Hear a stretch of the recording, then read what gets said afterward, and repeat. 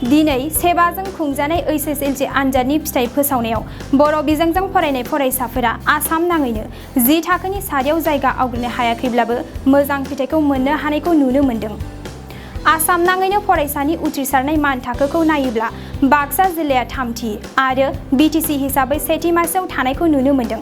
बावैसो गोदानै दाजानाय तामुलपुर जिल्लानि सिङाव थानाय आंगारखाता मथंगाफर गामिनि बिफा बाबुराम बर', बिमा फुलमुथि बर'नि कुमारिखाता UN एकाडेमियाव फरायनाय आंगो फिसाज्ला दीपक बर'आ 97 जौखोन्दो नम्बर लानानै 2022 इं मायथाइनि HSLC आनजादाव उथ्रिसार जानो हानानै तामुलपुर जिल्लायावनो जिल्ला हिसाबै गोग्गानाय लाबोनो हादों। दिनै HSLC आनजादाव 97 जौखोन्दो नम्बर लानानै उथ्रिसार जानो हानायनि उनाव गोनोखो आयदायाव फरायनानै पाइलट जानायनि सिमांखौ फोरमायदों दीपक बर'आ। दीपक बर'आ गासै 600 मार्कनि गेजेराव 582 मार्क मोननो हादों।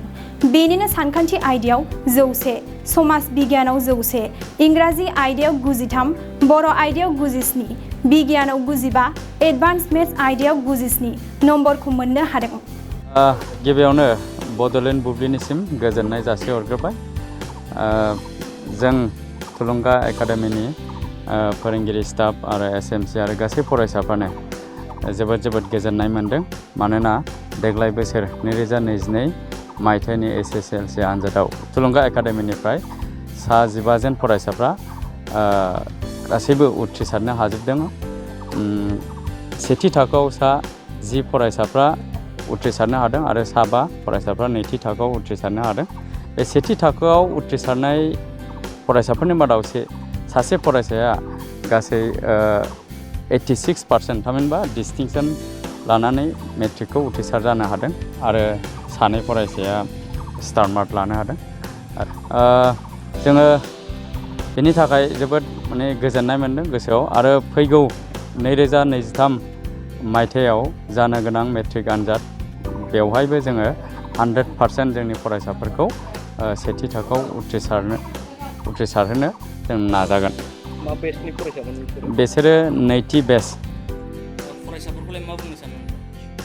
बे देग्लायनि मेट्रिक आनजादाव सेथि थाखोआव उथ्रिसारनाय आरो नैथि थाखोआव उथ्रिसारनाय फरायसाफोरखौ आङो आंनि गोसो गोरबोनिफ्राय साबायखर बावहरनाय जाबाय। नोंथाङा सरकारि साख्रि नागिरदोंना? नोंथांनि थाखाय मोनसे गोजोनथाव खौरां।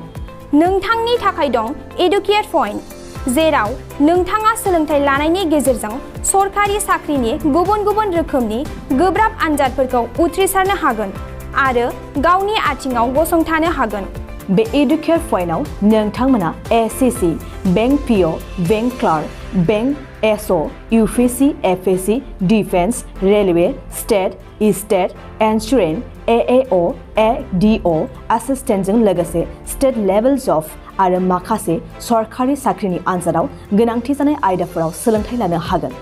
मख'नो गोनांदि बे सोलोंसालियाव साख्रिनिल' नङा, बेयाव MBA आरो सैनिक स्कुल बायदियाव एडमिशननि थाखाय एन्ट्रेन्स होनो थाखायबो सोलोंथाइ लानो हागोन।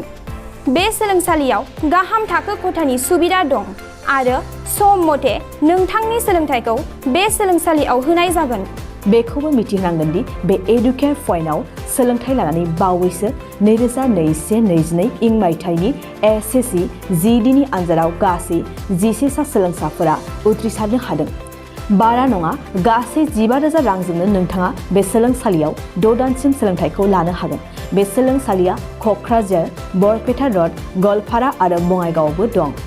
क'क्राझाराव सोलोंथाइ लानो गोसो गुदुं जानाय सुबुंफोरा 700-2026133 9101536360 700-2026133 9101536360